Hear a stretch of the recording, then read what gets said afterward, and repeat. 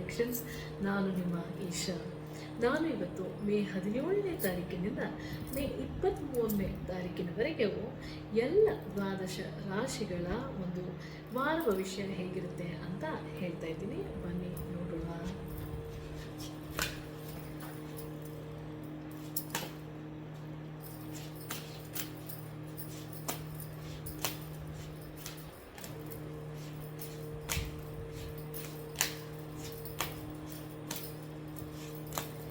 ಮೊದಲನೇದಾಗಿ ಮೇಷರಾಶಿ.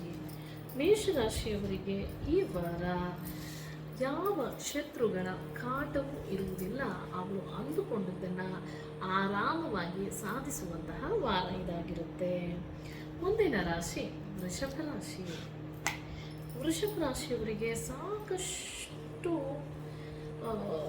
ಕನ್ಫ್ಯೂಷನ್ಸು, ಬೇಡದೇ ಇರುವಂತಹ ಚಿಂತೆ, ಏನೋ ಒಂದಿಷ್ಟು ಭಯ, ಏನೋ ಒಂದಿಷ್ಟು ಏನು ಹೇಳ್ತಾರೆ, ಬೇಡದೇ ಇರುವಂತಹ ಆಲೋಚನೆಗಳು ಸಾಕಷ್ಟು ವೃಷಭ ರಾಶಿಯವರಿಗೆ ಬರುವಂತಹ ಸಾಧ್ಯತೆಗಳು ಹೆಚ್ಚಾಗಿದೆ ಈ ವಾರ. ಹಾಗಾಗಿ ಪರಿಹಾರಕ್ಕಾಗಿ ವೃಷಭ ರಾಶಿಯವರು ಕೆಂಪು ದಾಸವಾಳವನ್ನು ವಿಘ್ನೇಶ್ವರನಿಗೆ ಅರ್ಪಿಸಿದರೆ ಬಹಳಷ್ಟು ಸಮಾಧಾನ ನಿಮಗೆ ಈ ವಾರ ಸಿಗುತ್ತೆ ಅಂತ ಹೇಳ್ತೀನಿ. ಮುಂದಿನ ರಾಶಿ ಮಿಥುನ ರಾಶಿ. ಮಿಥುನ ರಾಶಿ ಅವರಿಗೆ ಈ ವಾರ ಸ್ವಲ್ಪ ಆಲಸ್ಯ, ಬೇಡದೆ ಇರುವಂತಹ ವ್ಯಸನ, ಜೊತೆಗೆ ಒಂದಿಷ್ಟು ಧನವನ್ನು ಸಹ ನೀವು ಕಳ್ಕೊಳ್ಳುವಂತಹ ಸಾಧ್ಯತೆಗಳು ಹೆಚ್ಚಾಗಿ ಕಾಣಿಸ್ತಾ ಇವೆ.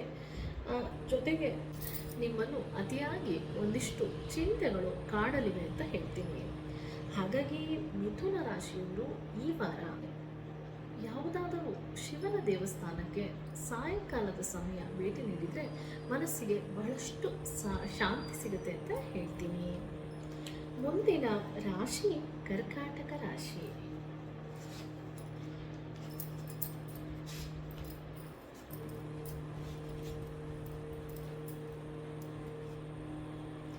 ಕರ್ಕಾಟಕ ರಾಶಿಯವರಿಗೆ ಬೇಡದ ಒಂದಿಷ್ಟು ವಾರ್ತೆಗಳನ್ನು ಕೇಳುವಂತಹ ಸಮಯ ಇದಾಗಿರುತ್ತೆ.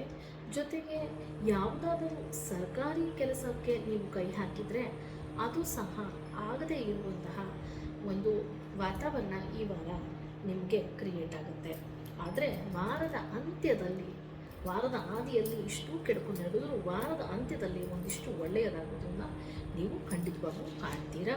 ಕರ್ಕಾಟಕ ರಾಶಿಯವರಿಗೆ ಪರಿಹಾರ ಏನಪ್ಪ ಅಂತಂದರೆ, ಸಾಧ್ಯವಾದಷ್ಟು ಹನುಮಂತನ ಒಂದು ಮೊರೆ ಹೋದರೆ ಒಳ್ಳೆಯದಾಗುತ್ತೆ. ನಿಮ್ಮ ಕೈಲಾದನ್ನು ನೀವು ಮಾಡ್ಬೋದು. ಏನೂ ಆಗ್ತಿಲ್ಲ ಅಂತಂದರೆ ಸುಮ್ಮನೆ ಹನುಮಾನ್ ಚಾಲೀಸನ್ನು ಕೇಳಿ ಆದಷ್ಟು ನಿಮ್ಮ ಕಷ್ಟಗಳು ಪರಿಹಾರವಾಗುತ್ತೆ ಈ ವಾರ. ಮುಂದಿನ ರಾಶಿ ಸಿಂಹರಾಶಿ. ಸಿಂಹರಾಶಿಯವರಿಗೆ ಯಾಕೋ ಏನನ್ನೂ ಮಾಡಬೇಕು ಅನ್ನುವ ಮನಸ್ಸೇ ಬರುವುದು ಸ್ವಲ್ಪ ಕಷ್ಟವಾಗಿದೆ ಈ ವಾರ. ಹಾಗಾಗಿ ಒಂದಿಷ್ಟು ಆಲಸ್ಯದ ಜೊತೆಗೆ ಬೇಡದೇ ಇರುವಂತಹ ವ್ಯಸನಗಳು ಕೂಡ ಕೈ ಸೇರ್ತವೆ. ಜೊತೆಗೆ ಏನು ಮಾಡಬೇಕು ಆ ಕೆಲಸದಲ್ಲಿ ನಿಮಗೆ ಜಯ ಸಿಗಲ್ಲ. ಯಾಕಂತಂದರೆ ನಿಮ್ಮ ಮನಸ್ಸು ಮತ್ತು ನಿಮ್ಮ ದೇಹ ಅದಕ್ಕೆ ಸಾಥ್ ಕೊಡೋದಿಲ್ಲ ಅಂತ ಹೇಳ್ತೀನಿ. ಈ ವಾರ ನೀವೇನು ಮಾಡ್ಬೋದು ಅಂತಂದರೆ, ನಿಮ್ಮ ಇಷ್ಟ ದೇವರ ಮೊರೆ ಹೋದರೆ ಬಹಳ ಒಳ್ಳೆಯದು ಅಂತ ಹೇಳ್ತೀನಿ. ಮುಂದಿನ ರಾಶಿ ಕನ್ಯಾ ರಾಶಿ. ಕನ್ಯಾ ರಾಶಿಯವರಿಗೆ ಈ ವಾರ ನಿಮಗೆ ಏನು ದಕ್ಕಬೇಕೋ ಅದು ದಕ್ಕುತ್ತದೆ. ಯೋಚಿಸುವಂತಹ ಅಗತ್ಯ ಇಲ್ಲ. ಮುಂದಿನ ರಾಶಿ ತುಲಾ ರಾಶಿ. ತುಲಾ ರಾಶಿಯವರಿಗೆ ಈ ವಾರ ಒಂದಿಷ್ಟು ಭಯ ಕಾಣಿಸ್ಕೊಳ್ಳುತ್ತೆ. ಒಂದಿಷ್ಟು ಚೋರಕಂಟಕವೂ ಸಹ ಇದೆ. ಕೆಲಸದಿಂದ, ಸರ್ಕಾರದಿಂದ ಯಾವುದಾದರೂ ಕೆಲಸದ ನಿರೀಕ್ಷೆಯಲ್ಲಿ ನೀವಿದ್ದರೆ ಅದು ಸಹ ಈ ವಾರ ನಡೆಯುವುದಿಲ್ಲ ಅಂತ ಹೇಳ್ತೀನಿ. ಒಂದಿಷ್ಟು ನೆಮ್ಮದಿ ಇಲ್ಲದಂತಹ ವಾರ ಇದಾಗಿ ಕಂಡು ಬರ್ತಾ ಇದೆ. ನಿಮಗೆ ಪರಿಹಾರವೇನಂತಂದರೆ, ಆದಷ್ಟು ಬಿಳಿ ಉಡುಪನ್ನು ಧರಿಸಿ, ಜೊತೆಗೆ ನೀವು ನಿಮ್ಮ ಕುಲದೇವರ ಆರಾಧನೆಯನ್ನು ಬಿಡದೆ ಮಾಡಬೇಕಾಗುತ್ತೆ ಈ ವಾರ ಅಂತ ಹೇಳ್ತೀನಿ. ಮುಂದಿನ ರಾಶಿ ವೃಶ್ಚಿಕ ರಾಶಿ. ವೃಶ್ಚಿಕ ರಾಶಿ ಅವರಿಗೆ ಒಂದಿಷ್ಟು ದ್ರವ್ಯ ನಷ್ಟವಾಗುತ್ತೆ. ಬೇಡದೆ ಇರುವಂತಹ ವಾರ್ತೆಗಳನ್ನು ಕೇಳುವಂತಹ ವಾರವಿದಾಗಿದೆ. ಜೊತೆಗೆ ಇದು ಸುಖವಿಲ್ಲದಂತಹ ವಾರ ಅಂತ ಹೇಳ್ತೀನಿ. ಆದಷ್ಟು ನೀವು ಮನಸ್ಸಿಗೆ ಸಮಾಧಾನವನ್ನು ತಂದುಕೊಡಬೇಕಾದಂತಹ ವಾರ ವೃಶ್ಚಿಕ ರಾಶಿಯವರು. ಜೊತೆಗೆ ನೀವು ನಿಮ್ಮ ಒಂದು ಮನೆ ದೇವರ ಆರಾಧನೆಯನ್ನು ಮಾಡಬೇಕು. ಹಾಗೆಯೇ ಹಳದಿ ಹೂವನ್ನು ಯಾವುದಾದರೂ ಒಂದು ದೇವಿ ದೇವಸ್ಥಾನಕ್ಕೆ ಅರ್ಪಿಸಿದ್ರೆ ಬಹಳ ಒಳ್ಳೆಯದು ಅಂತ ಹೇಳ್ತೀವಿ. ಮುಂದಿನ ರಾಶಿ ಧನುಸ್ಸು ರಾಶಿ.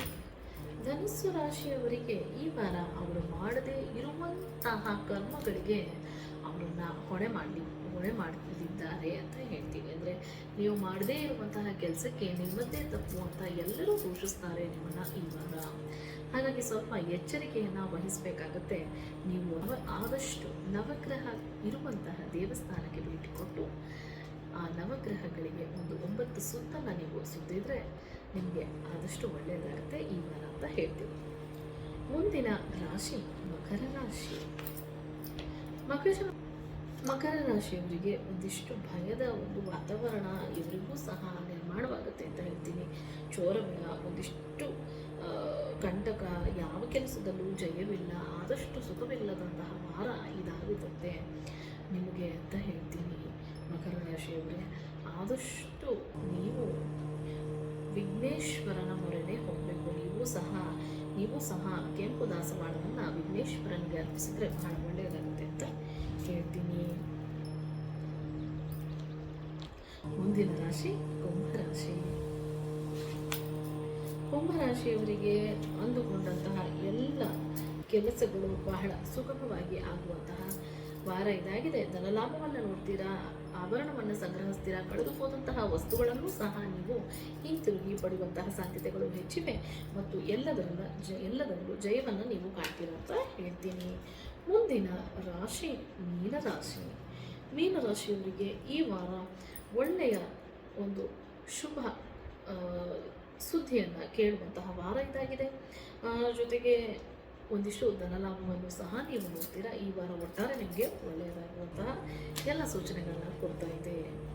ಇದಿಷ್ಟು ಈ ವಾರದ ರಾಶಿ ಭವಿಷ್ಯ ಸ್ನೇಹಿತರೆ. ಮತ್ತೆ ಮುಂದಿನ ವಾರ ಭೇಟಿಯಾಗೋಣ. ಧನ್ಯವಾದಗಳು.